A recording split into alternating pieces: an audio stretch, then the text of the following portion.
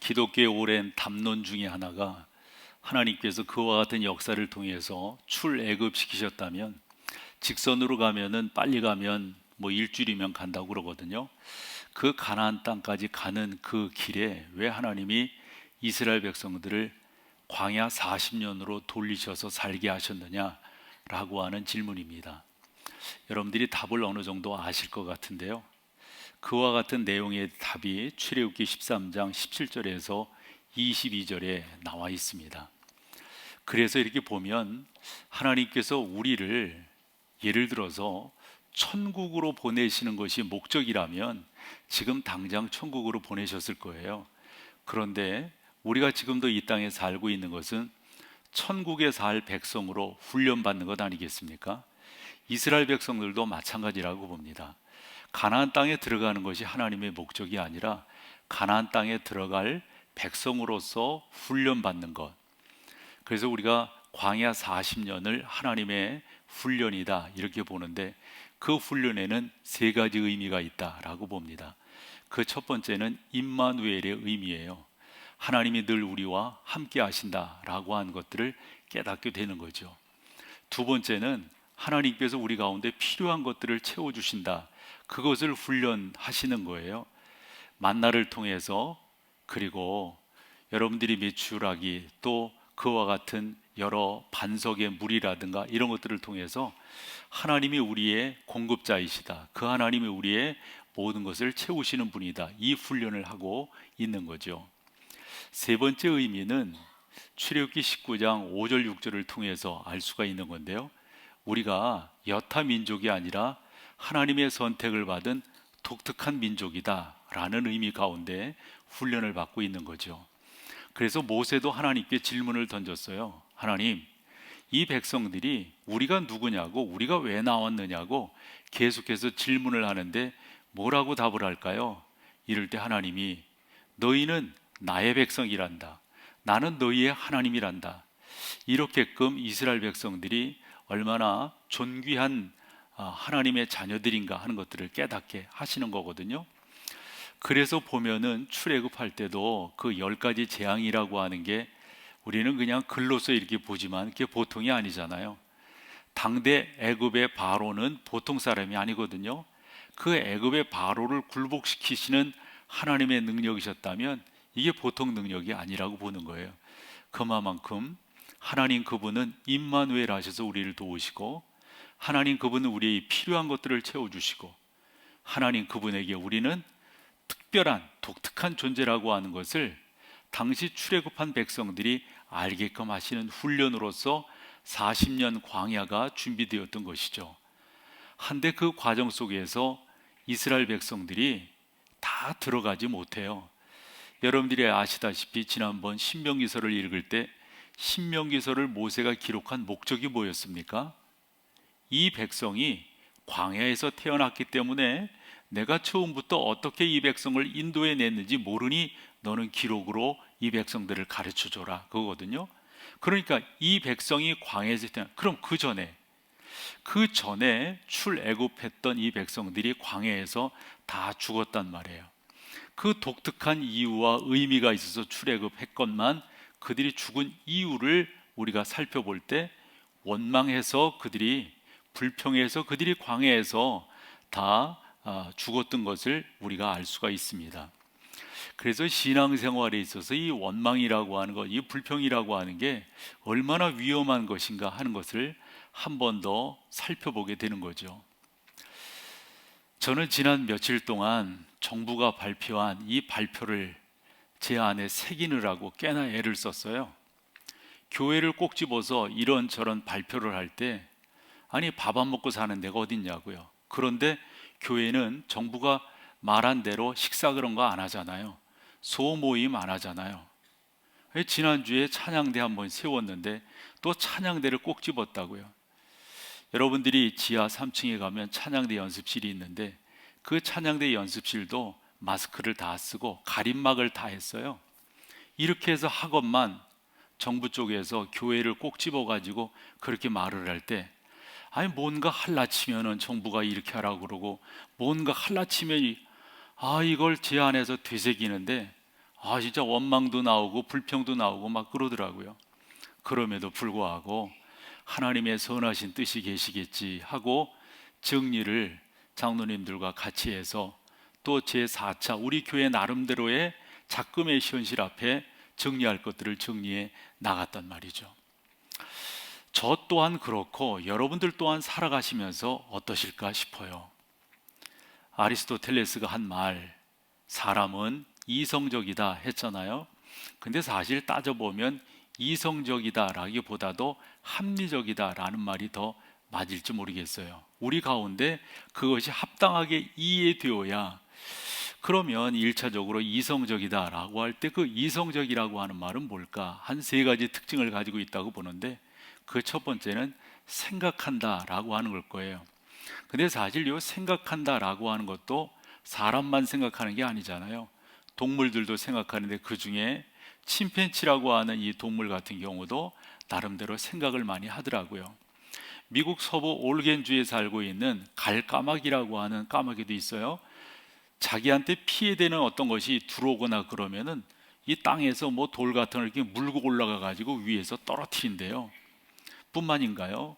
우리가 해달, 수달, 이 특별히 바다에 살고 있는 해달 같은 경우도 바다의 조개를 먹으려 치면은 양쪽에 돌을 잡아가지고 그 조개를 깨트려서, 즉 생각하는 거라고요. 그런데 여러분, 우리가 이성적이라고 그럴 때 사람이 생각하는 존재인 것은 사실이지만 이 생각만 가지고 되지 않아요. 그래서 두 번째로 이성적이라고 그럴 때 비판 능력입니다. 어떤 것이 옳은가, 어떤 것이 그른가라고 하는 것을 살펴보는 거죠. 흔히 요즘에 내로남불이라고 하는 말이 유행하는데, 진짜 저게 옳은가 우리는 나름대로 생각해보고 비판해 본단 말이죠. 세 번째로 이성적이다라고 할 때는 추론하는 거예요. 말인즉슨 과거를 통해서 우리가 교훈을 얻고 과거와 현재를 통해서 미래를 형성해 나아가는 거죠. 그래서 우리 모두가 다 이성적이라고 하는 말들을 이렇게 쓰는데, 사실 이 이성이라고 하는 게 사실 성숙함의 대표는 아니라고 봅니다. 그 스티븐 코비가 성공한 사람들을 이렇게 연구하면서 성공한 사람들의 특징은 뭔가 봤더니 이런 말들을 하더라고요. 우리는 성공하기 위해서는 어떤 조건이 있어야 된다 그러잖아요. 예를 들어 뭐 좋은 대학을 나와야 된다거나, 아니면 좋은 가문이어야 한다거나, 아니면 좋은 사람들을 알고 있어야 한다거나, 뭐 나에게 어떤 배경이 있어야 된다거나. 그런데 성공한 사람들을 봤더니 조건이 아니라고 하는 이야기가 저는 참 맞다고 봐요. 그 사람의 습관인 거예요. 그 습관은 성품이라고 말을 하더라고요. 그래서 성공한 사람들은 그런 습관을 갖고 있다. 다르게 표현하면 그런 성품인 거예요. 말씀드리고자 하는 것은 불평하고 원망하는 습관을 가지고 있는 사람들이 성공하는 것을 본 적이 없고요. 그저 우리가 예수 믿는 사람으로서 온전하게 나가기를 원한다면 어떻게 그런 것들을 이겨내느냐, 제가 지난 한 주간 동안 고뇌했듯이 말이죠. 저는 이렇게 사람들을 보면서 이런 경우도 있구나, 이런 경우도 있구나, 이럴 때 보면은 탓하는 분들을 꽤 보게 돼요. 나는 뭐 어째서 그렇고, 뭐 저 사람 때문이고 어쨌고 저쨌고. 죄송하지만 탓하는 사람 치고 저는 그러네요. 변변하게 살아가는 분을 제가 못 보는 것 같아요. 항상 좀 건강한 사람은, 항상 성숙한 분들은 그 특징적인 것이 뭐냐면 탓하지 아니하고 그런 것들을 순응해 받아들이더라 하는 것이죠. 그래서 보면 참 이런 말도 일리가 있어서 말씀을 드려보면, 과거를 먹고 사는 사람들이 있어요. 내가 옛날에는, 그것도 뭔 의미가 있단 말입니까? 이런 말이 있더라고요. 실패한 과거가 미래를 망치는 것이 아니라 성공한 과거가 미래를 망친다. 되게 일리가 있고 의미가 있어요. 성공한 과거를 어떻게 내가 현재라고 하는 시간 속에서 잘 용해해서 나의 에너지로 쓰느냐, 이게 중요한데, 과거에 성공한 사람들이 그런 부분들을 잘 실천 못하더라 하는 거예요. 에디슨이 그런 말을 했다고 그러죠. 실패는 성공의 어머니라고. 예전에 그런 실패가 있으면 그걸 뛰어넘어서 잘해보려고 노력을 하는데, 과거에 성공하는 사람들을 보면 그런 부분들이 약하더라 하는 이야기가 일리가 있고 의미가 있습니다. 이리 말씀드리는 이유는 출애굽한 성도들이 말해요. 그 10가지 재앙, 여러분 바로가 이게 보통이 아닌 거거든요. 그 당시 애굽이라고 하면 전 세계를 호령하던 그런 나라였어요. 그런 애굽이요, 하나님의 역사 속에 모세를 통하여 10가지 재앙이 그들 가운데 내려질 때 꼼짝 못하고 당신의 백성들을 돌려보낼 수밖에 없었다 하는 거예요. 그래서 이 백성들이 나온 거거든요. 여러분들이 조금 하나 아실 만한 이야기를 학교 때 배운 것으로 이야기해 보면, 우리가 학교 때 식소스 민족이라고 하는, 성경은 그렇게 말하고 있고 우리가 학교 때는 히타이트 민족이라고 이렇게 배웠어요. 히타이트 민족은 에게바다 쪽에서 생긴 민족인데 철기 문화를 만들어낸 민족이고요. 그 철기 문화가 청동기 문화를 이겨내잖아요. 그래서 히타이트 민족이 좋은 곳, 양식을 얻기 위해서 남하 정책을 펼친다고요. 그래서 애굽을 이겨내는 거예요. 그럴 때 우리가 성경으로 보면 야곱 그리고 요셉, 그 후에 많은 민족들이 그 가운데로 들어오잖아요. 그래서 애굽 왕조를 보면 16, 17 왕조가 사실 외세에 의해서 세워진 그러한 왕조예요. 일반적으로 우리가 바로라고 할 때 그것은 파라오라고 하는 말이죠. 태양의 아들. 우리가 뭐 중국 같은 데 황제라고 하는 말을 쓰고 일본 같은 경우는 천황이라고 하는 말을 쓰는데 사실 사람이 아니다, 이런 의미가 있잖아요. 파라오라고 하는 의미도 그래요. 그래서 다 바로 이렇게 말하지만 그 바로가 누구냐라고 말하는 것이 의미가 있는 거거든요. 그렇게 해서 16, 17 왕조가 외세에 의해서 이 애굽을 이루었는데, 그리고 나서 18 왕조가 세워지게 되는데, 이 18 왕조는 다시금 애굽 사람들이 거기에서 왕조를 세우는 거예요. 그래서 그때 왕이 된 사람을 우리는 투투모스 1세, 투투모스 2세 이렇게 표현을 한다고요. 그때 사실 모세도 태어나는 거고, 모세가 그런 과정 속에서 미디안으로 이렇게 도망을 갔다가 다시금 하나님의 부르심으로 여기에 왔던 거거든요. 그 바로가 그렇게 등극을 했을 때 생각을 해보세요. 바깥에서 들어온 사람들에 대해서 자기 민족이 이제 왕이 되었으니까, 수권을 했으니까 그런 민족들을 어떻게 하겠어요? 당연히 억압하는 게 그건 당연한 거잖아요. 그 당연히 억압을 할 때 이스라엘 백성들만 억압한 것이 아니라, 이스라엘 백성들만 애굽에 들어온 것이 아니라 많은 민족들이, 많은 족속들이 애굽에 들어와 살고 있었어요. 그때 하나님께서 이스라엘 백성들을 구원내기 위해서 그와 같은 10가지 재앙을 펼칠 때, 그때 요 10가지 재앙 속에서 출애굽한 것이 이스라엘 백성들 뿐만 아닌 거예요. 그 이스라엘 백성들 뿐만 아닌 것을 우리가 민수기 11장 4절에서 6절을 통해서 알 수가 있거든요. 먼저 4절을 한번 읽어보시면, 그들 중에 섞여 사는, 이 그들이라고 하는 것은 좀 더 광의적인 의미가 되겠죠. 출애굽한 사람들, 이렇게 이해를 하시면 돼요. 그들 중에 섞여 사는, 같이 나온 사람들이에요. 그런데 그 사람이 뭐라고요? 다른 인종들이 그랬어요. 그래, 말씀드린 대로 그렇게 들어갔던 사람들이 모세를 통해서 10가지 재앙으로 출애굽할 때 다른 민족들도 아마 모세가 명령한 대로 우슬초에 양의 피를 묻혀서 문설주와 문지방의 발름으로 이 사람들도 아마 구원함을 입었을 것 같아요. 그래가지고 같이 나온 거예요. 그런데 목적이 달라요. 목적이. 하나님의 백성들을 하나님께서 애굽에서 끌어내실 때는 속된 말로 잘 먹고 잘 사는 것이 목적이 아닌 거예요. 적어도 하나님의 자녀로서 여호와 하나님을 예배하고 여호와 하나님을 온전히 섬기며 나아가는 그러한 삶의 존재의 의미로서 부르심을 입은 건데, 그렇지 않은 허다한 사람들은 뭐 때문에 나왔겠어요? 나와서 봤더니, 좋은 줄 알고 나와 봤더니 웬걸 광야에서 더 고생을 하네, 먹을 것이 더 없네. 조금만 더 읽어보면 그들 중에 섞여 사는 다른 인종들이 탐욕을 품으며, 이 탐욕이라고 하는 것은 불평하는 거예요. 불평. 그렇게 불평하니까 이스라엘 자손들도 어떻게 해요? 다시 울며라고 하는 말은 그 불평이, 그 원망이 옮겨지는 거예요. 전염이 된 거예요. 그러면서 뭐라고 말합니까? 누가 우리에게 고기를 주어 먹게 하랴. 사실은 만나가 내렸고 메추라기가 주어졌잖아요. 만나만 내릴 때 그들이 고기를 먹고 싶다고 그래가지고 메추라기를 주셨잖아요. 그런데 이렇게 불평을 합니다. 그들 중에 섞여 사는 다른 인종이 탐욕을 품으면서, 그러니까 이스라엘 자손들도 거기에 전염이 되어가지고 이렇게 하는 거예요. 그런데 이 사람들이 탐욕을 품은 그 탐욕이 뭔가를 그 다음 절에서 볼 수가 있는데요. 같이 한번 읽어보세요. 시작. 우리가 애굽에 있을 때에는 값없이 모두 먹었습니까? 생선과 오이와 참외와 부추와 파와 마늘을 먹은 것이 생각나거늘, 이런 걸 먹었다 이거예요. 그러면서 이제 6절로 가보세요. 이제는 우리의 기력이 다하여 이 만나 외에는 보이는 것이 아무것도 없도다 하니, 그 다음으로 봐봐요. 아무것도 없도다. 그러면서 이렇게 보시면은 이 사람들이 먹고 싶어하는 그 나름대로 그 종류를 댔거든요. 생선, 오이, 참외, 부추, 파, 마늘. 난 언뜻 봐도 저게 뭐 그렇게 맛있을까 싶어요. 그렇게 그러니까 조와 같은 표현을 통해서 광야에서 저런 것들을 얻을 수가 없잖아요.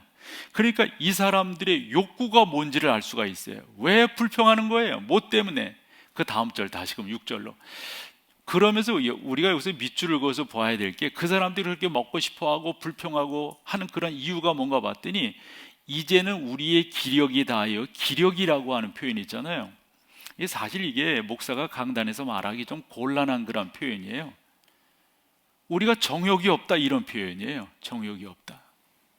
그러니까 이 사람들의 불평하는 이유가 어디에 있습니까? 그저 먹고 사는 데 있는 거예요. 그저 먹고 사는 데 있는 거예요. 여러분 가만히 우리가 생각을 해보십시오. 원망하고 불평하고 참 힘들어하는 그 이유가 어디에 있는가? 상당 부분 이런데 우리의 관심과 우리의 초점이 머물러 있음을 우리가 쉽지 않게 이야기해 볼 수가 있습니다. 이스라엘 백성들이 출애굽하기 전에 하나님 앞에 어떻게 기도했는지 여러분 아시죠? 출애굽기 1장 11절에서 14절을 보면은 그들이 고통 가운데서, 즉 그 심한 노동 가운데서 뭐라고 그랬냐면 탄식하며 부르짖었다 그랬어요. 탄식하며. 이 탄식했다고 하는 말은 너무 힘들어가지고 신음소리를 내는 거예요. 너무 힘들다, 너무 힘들다. 그래서 부르짖는 거예요. 이 부르짖는다라고 하는 이 표현도 사실은 크게 외치는 거예요. 구원해달라고, 우리를 도와달라고. 하나님 우리를 도와주세요. 하나님 우리를 보호해주세요. 하나님 우리를 구원해주세요. 아니 그래가지고 우리는 하나님의 백성이잖아요. 하나님께서 약속하셨잖아요. 우리는 그와 같은 약속함을 어려서부터 들으면서 컸습니다. 하나님 우리를 도와주세요. 그래서 구원함을 입었는데 원망하고 불평한다고 하는 것이 이게 말이 되느냐 하는 거죠. 그래서 이 원망과 불평으로 말미암아 출애굽한 여호수아와 갈렙을 제외한 모든 사람들이 광야에서 죽었단 말이에요. 죽은 이유는 다른 데 있지 않아요. 원망과 불평인 거예요. 그래서 원망과 불평이라고 하는 것을 신앙적으로 다시금 이코를 시켜보면은 그게 불신앙이에요. 불신앙. 한때 한 주간 그렇게 지내면서 이게 뭔가 또한 요즘 코로나19 이 시대 가운데 사람들의 반응 표현, 성도들의 반응 표현, 이런 것들을 다 보면 이런 설교를 한번 하면서 우리가 다시 한번 우리의 신앙생활을 가다듬어야 되겠다. 다시 한번 우리의 신앙을 추스려 가지고 우리가 구원함을 받은 이유와 목적이 어디에 있는가 하는 것들을 한 번 더 살펴봐야 되겠다 싶었던 거죠. 하나님의 사람 야고보는 이렇게 표현을 했습니다. 형제들아 서로 원망하지 말라. 그리하여야 심판을 면하리라. 보라 심판주가 문 밖에 서 계시니라 라고 말씀하고 있음을 보게 됩니다. 원망이라고 하는 것이 얼마나 무서운 것인지 사도 바울은 고린도 교회에 이렇게 말을 해요. 그들 가운데 어떤 사람들이 원망하다가, 아마도 요 표현은 아마 이 출애굽기를 묵상하는 것 같아요. 멸망시키는 자에게 멸망하였나니 너희는 그들과 같이 뭐하지 말라? 원망하지 말라. 그럼 이들이 무엇을 원망했는가 보면 하나님을 원망했어요. 무엇을 원망했는가 보면 지도자 모세를 원망했어요. 계속해서 그렇게 나가다 보니까 어렵고 힘든 거죠. 원망이라고 하는 것은 신앙이 없는 사람들의 태도인 것을 우리가 알게 됩니다. 예수 믿는 우리들은 어려서부터 교육받은 게 있어요. 원망하고 불평하기보다는 무엇하라고 교육을 받았습니까? 감사하라고, 감사하라고. 이것도 감사, 저것도 감사, 돼도 감사, 안 돼도 감사. 하나님께서 어련히 알아서 해주시겠는가? 이와 같은 훈련을 받으면서 우리는 자랐습니다. 얼마 전에 북한이 남북 공동 연락사무소를 폭파했어요. 여러분들도 나름대로 생각이 있으시겠지만 전 또한 질문이 들더라고요. 아니, 저 사람들이 저걸 왜 폭파하는 거야? 뭐 때문에 폭파하는 거야? 저렇게 폭파해야만 돼? 라는 생각을 가져봐요. 북한에서 전해지는 뉴스들을 이렇게 보면은 다 한결같이 불만인 거예요. 불평이에요. 원망이에요. 남쪽이 이래서 그렇다. 뭐 때문에 그렇다. 뭐 때문에 그렇다. 여러분, 그러면 우리의 삶이라고 하는 게 자명할 수밖에 없습니다. 소망하길 여러분, 혹여 우리 가운데 원망이 생길 수 있어요. 불평이 생길 수 있어요. 그 원망이 사람이기도 하고 상황이기도 하고 어떤 형편이기도 해요. 우리는 다 육신을 입고 있는 사람들이기 때문에 원망할 수 있겠죠. 그러나 그거 빨리 해결하는 것, 빨리 소화시키는 것, 다른 무엇보다도 이것이 우리 가운데 큰 은혜가 되는 줄로 믿습니다. 원망 말고 여러분 자꾸 감사하셔야 돼요. 전능하신 하나님 앞에 자꾸 감사하고 감사하고. 경제학 용어 중에 이런 용어가 있어요. 에스컬레이팅 효과라고. 에스컬레이터가 있잖아요. 이렇게 올라가는 거 있잖아요. 올라가고. 자꾸 원망하고 불평하고 하는 것은 자꾸 우리 가운데 그런 것들을 양산하더라 하는 거죠. 그래서 성경은 범사에 감사하라, 바울이 그렇게 교훈하고 있는 것을 보게 돼요. 범사라고 하는 말을 여러분들이 어느 정도 이해하실 것입니다. 보면은 요즘에 내몽골 이쪽에서 패스트인가 이런, 그래서 우리도 전염병이라는 게 1종 전염병, 2종 이런 급수를 나누잖아요. 신앙적으로 보면 원망과 불평은 1종 전염병이에요, 여러분. 너무도 신앙을 안 좋게 만드는. 그래서 우리는 원망하지 말고 불평하지 말고 자꾸 하나님 앞에 감사함으로 코비의 이야기를 했습니다만, 원망과 불평은 어찌 보면은 환경, 조건이 아니라고 하는 것을 알게 돼요.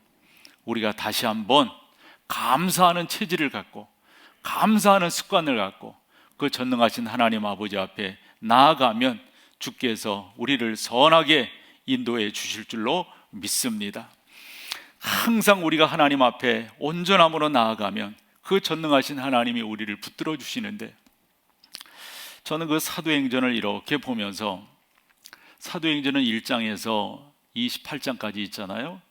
그 사도행전을 양분해 본다면 1장에서 12장, 그 다음에 13장에서 28장까지 이렇게 양분해 볼 수가 있습니다.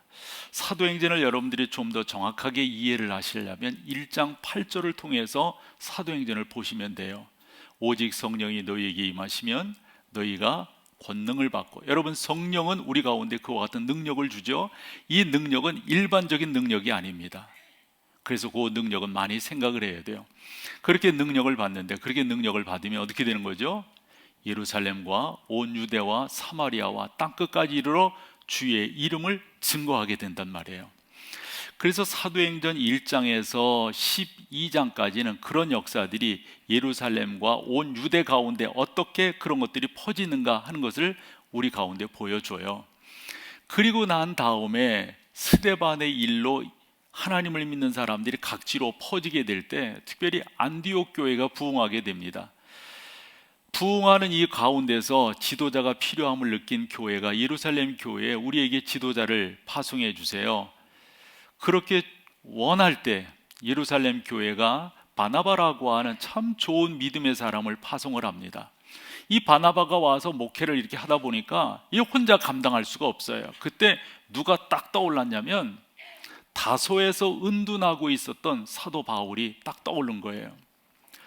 교회사를 공부하다 보면 제네바의 종교개혁을 공부할 때 제네바의 종교개혁에 가장 크게 기치를 들었던 사람이 파렐이라고 하는 사람이에요. 근데 이 양반이 제네바에서 그 종교개혁을 이렇게 하다 보니까 자기 혼자 감당할 수가 없었던 거예요. 그때 마치 파리에서 개혁주의적 사상으로 한 대학의 총장의 연설문을 써주었다가 당시 캐톨릭 사람들에게 추적을 받게 돼요. 그래서 몸을 피신해서 제네바에 들어와 있었던 칼빈이 있었어요.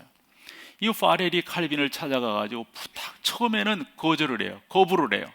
그러나 이 파렐이 강력하게 요청을 하니까 칼빈이 제네바 개혁의 선두주자가 되어서 제네바 개혁을 하게 되고, 그래서 어찌 보면 장로교 효시가 그렇게 생겨서 지금 우리가 이렇게 신앙생활을 하고 있는 거잖아요.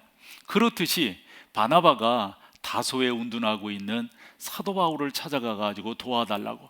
그래서 바울이 같이 와가지고 여기서 목회를 하는데 우리가 흔히 불일듯이 한다고 그러잖아요. 교회가 그렇게 부흥을 하는 거예요. 그래서 바울과 바나바가 기도하던 중 바나바와 바울이 주 앞에 구할 때 하나님께서 남다르게 명령을 하세요. 우리를 선교사로 파송해 달라고. 하나님이 그렇게, 그래서 바울이 선교사로 파송을 받아서 1차 전도여행을 이렇게 쭉 나갈 때 가는 곳곳마다 교회를 세우고 하나님의 사람들을 이렇게 세우잖아요.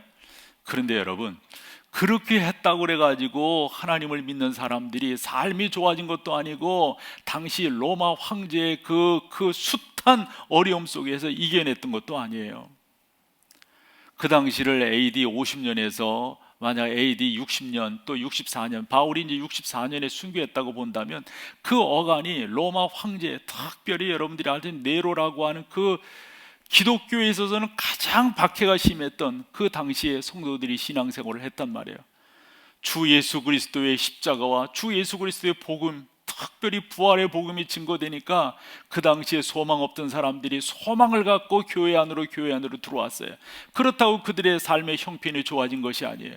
그들이 뭐 달리 좋아진 것이 아니에요. 그럴 때 바울이 그 교인들을 향해서 귀한 말씀을 하세요. 그게 사도행전 14장 22절에 기록이 되어져 있는데 한번 같이 읽어보실까요? 전반부만 먼저 읽어보세요. 시작. 제자들의 마음을 굳게 하여 이 믿음에 머물러 있으라 권하고. 여기까지만 먼저. 제자들의 마음을 굳게 했다고 하는 것은 다른 게 아니잖아요. 다시 한번 격려하고 다시 한번 격려하고 다시 한번 격려했다는 말이잖아요. 왜? 그 당시 신앙생활이 만만치 않았으니까, 어려웠으니까. 그러면서 그 뒷말이 뭡니까? 이 믿음에 머물러. 이 믿음은 뭡니까? 이 믿음은 사도 바울이 전한 복음은 두 가지였어요. 예수 그리스도의 십자가와 부활이었어요. 다른 거 여러분 믿지 마시고 이것에 붙들려 있어야 됩니다. 이것에 여러분들이 굳건히 서 있어야 됩니다. 어려울 때. 그러면서 또 뭔 말을 부탁하는가 봐봐요. 우리가 하나님의 나라에 들어가려면 어떻다고요? 많은 환난을 겪어야 할 것이라. 아마 허다한 그 출애굽한 그 사람들처럼 목적이 달랐다면 요 말에 다 떨어져 나갔을 거예요. 하나님 나라에 들어가려면 지금도 힘든데, 지금도 어려운데, 아니 더 많은 환난을 겪어야 한다고 나 믿어, 이랬을지도 몰라요. 그런데 그 당시 성도들이 이 말씀의 은혜가 되고 이 말씀에 붙들려서 신앙의 청진을 했다고요. 소망의 여러분, 지금도 우리가 원망하고 불평하는 이유와 목적이 어디 있냔 말이에요. 그 이유와 목적이 어디 있냐고요. 이 성경을 봤을 때 바울과 바나바가 거기에 굳게 이 믿음에 꼭 머물러 있으십시오. 우리가 하나님의 나라에 들어가려면 더 많은 환난을 겪어야 합니다. 이 말씀이 예전에 젊었을 청년 때 읽었던 이런 말씀이잖아요. 얼마나 가슴을 뜨겁게 하든지 신앙이 뭔가에 대해서. 우리 예수 믿는 사람들은 존재의 의미를 아는 사람들이에요. 우리는 그저 이 땅에서 잘 먹고 잘 사는 것을 목적으로 신앙생활하지 않습니다. 우리는 하나님의 귀한 은혜를 받은 이들로서 하나님의 나라의 백성으로서 어떻게 이 땅에 존재할 것인가, 이 존재의 의미를 다시 한번 되새기면서 살아가는 우리들이니까 말이죠. 그러므로 여러분, 자꾸 하나님의 은혜를 생각하시면서 그 믿음 안에 여러분들이 굳게 붙어 있으셔서 다시 한번 원망과 불평은 멀리 물리치시고 다시 한번 여러분 가운데 범사에 감사하는, 이래도 감사 저래도 감사, 그와 같은 은혜가 여러분 가운데 있기를 간절히 축원합니다. 항상 하나님의 사람들은 감사하는 사람들이었어요. 항상 주님의 은혜를 받는 사람들은 감사하는 사람들이었어요. 예수 믿는 사람들은 과거에 머물러 살지 않습니다. 과거와 현재를 발판으로 해서 미래를 꿈꾸며 살아가는 사람들이에요. 하나님이 이렇게 인도하실 것이다, 하나님이 이렇게 붙들어 주실 것이다, 하나님은 바로 우리에게 이러한 하나님이시다 라고 말이죠. 참 예수 믿는 사람들이 참 복받은 것은, 또 예수 믿는 사람들이 매력적인 것은 오늘보다는 내일이 더 좋을 것이다 라고 생각하는 사람들이에요. 그런데 믿지 않는 사람들이 이렇게 보면 예전이 좋았대요. 늘상 지금이 더 힘들대요. 더 힘들대요. 여러분 그렇지 않아요. 지금이 더 살만한 거예요. 지금이 더 여러분들에게 희망이 있는 거예요. 왜요? 내일이 기다리고 있으니까요. 그 내일은 어디까지 연결되는 걸까요? 하나님의 은혜가 주어지는 저 하늘나라까지 연결되는 것입니다. 나온 이스라엘 사람들 가운데 불평하는 사람들을 보면 계속해서 이 땅에 근거한 불평들이에요. 뭐 이것이 부족하다, 이것이 불평하다, 이것이 뭐 어떻다, 계속 그러는 사람들이에요. 그러나 모세를 통해서 하나님께서 우리 가운데 주신 말씀들을 보면 너희는 나의 백성이란다. 이게 가장 큰 메시지거든요. 너희는 나의 백성이란다. 그러면서 또 하나 덧붙인 말씀이 뭐예요? 나는 너희의 하나님이란다. 이거예요 여러분. 너희는 나의 백성이란다. 나는 너희의 하나님이란다. 더 이상도 더 이하도 아닙니다. 그래서 그 하나님을 예배하고 그 하나님을 찬양하고 나가는 것이 당시 성도들에게 큰 은혜가 되었다고 하는 것을 우리가 무엇보다도 중요하게 생각을 하는 것입니다. 사랑하는 여러분, 여러분들은 하나님께서 복되게 하신 분들입니다. 여러분들은 지금도 하나님의 놀라운 은혜를 받고 살아가는 사람들입니다. 너무도 현찮은 것에 여러분들의 삶에 목적을 두시지 말고 하늘의 영광의 목적을 두시고 하나님께서 은혜 주시는 것에 목적을 두시고 나가신다면 여러분 얼마나 귀한지요. 오늘 읽은 말씀 두 절을 읽어보고 마치도록 하겠습니다. 먼저 7절 말씀을 같이 읽어보겠습니다. 시작. 아침에는 너희가 여호와의 영광을 보리니 이는 여호와께서 너희가 자기를 향하여 원망함을 들으셨음이라. 우리가 누구이기에 너희가 우리에게 대하여 원망하느냐. 8절. 모세가 또 이르되 여호와께서 저녁에는 너희에게 고기를 주어 먹이시고 아침에는 떡으로 배불리시리니 이는 여호와께서 자기를 향하여 너희가 원망하는 그 말을 들으셨음이라. 우리가 누구냐? 너희의 원망은 우리를 향하여 함이 아니요 여호와를 향하여 함이로다. 결론을 지을게요. 원망과 불평은 불신앙의 요소예요. 예수 믿는 사람들은 또 감사하고 또 감사하고 전능하신 하나님께서 우리를 온전히 인도하실 거라고 하는 이 분명한 믿음을 갖고, 그래서 여러분들이 마지막으로 할 찬양이 이 힘들고 어려운 세상 가운데서 우리가 어떻게 세워져야 될 것인가. 그러면 찬양 가사 속에 이 모든 것들은 다 지나가게 될 것이라고. 사랑하는 여러분, 지나가게 될 겁니다. 승리하는 여러분 되시기를 축원합니다. 자리에 일어나셔서 우리 마지막 찬양으로 주 앞에 나가겠습니다. 아멘.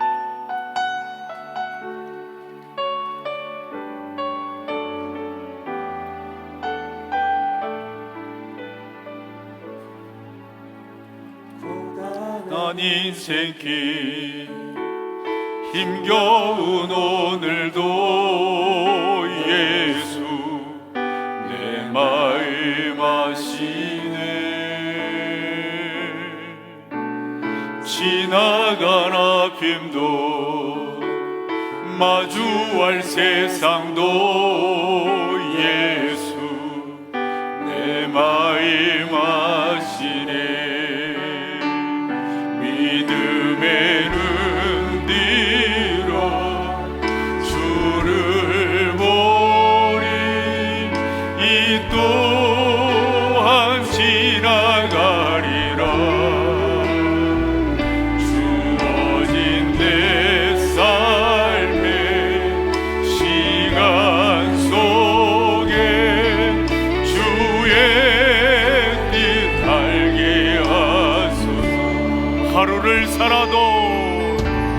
하루를 살아도